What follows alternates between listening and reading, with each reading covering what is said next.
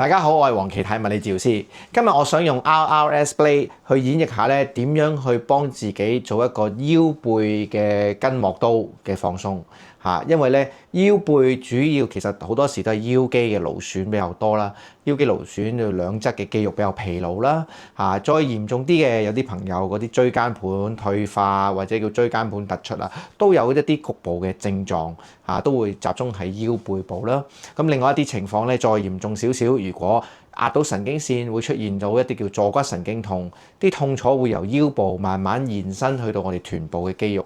臀部甚至乎更嚴重，慢慢會影響到我哋腳、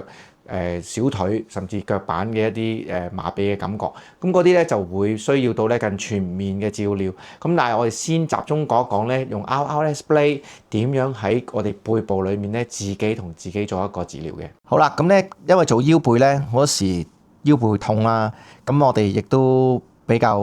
容易放鬆我哋腰部肌肉嘅話咧，用側身睡嘅呢個體位會好過咧坐喺度嘅，係啦。咁我哋首先開着嗰支 RRS Blade 啦，嚇，咁你可以用比較強嘅3度都得嘅，係啦。咁我哋用嘅面咧，我哋先用凸面啦，因為咧其實咧背部肌肉咧比較扁平啲啊，比較扁平嘅情況之後咧，你用凸起嘅面會容易做啲嘅，係啦。咁我哋先咧就順住肌肉嗱，尤其是我哋咧好多時候側邊兩組嗰啲豎脊肌啦嚇，外側少少嘅近啲肋骨啊，去到我哋盤骨邊緣咧有我哋嘅腰方肌。咁腰方肌常有嘅情況就係我哋一腰痛咧都會有痙攣嘅狀況嚇。咁順住佢嘅走向肌肉紋嘅方向咧，就放鬆翻表面嘅筋膜。OK 豎脊肌都可以。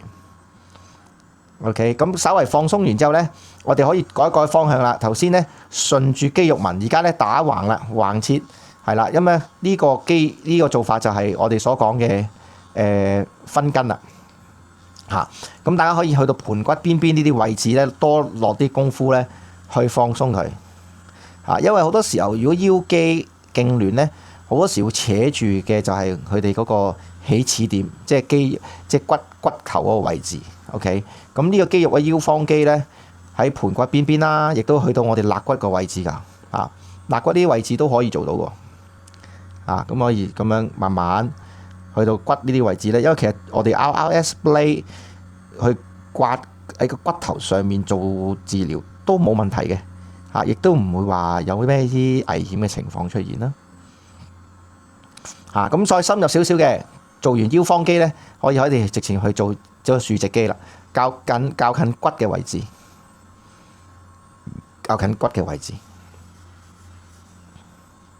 好啦，做完呢啲位置咧，我哋可以用啦，較為最尖嗰個位啦。最尖個位咧可以做壓痛點嘅，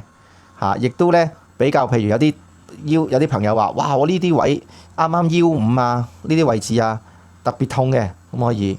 用個尖位咧做一啲深入少少嘅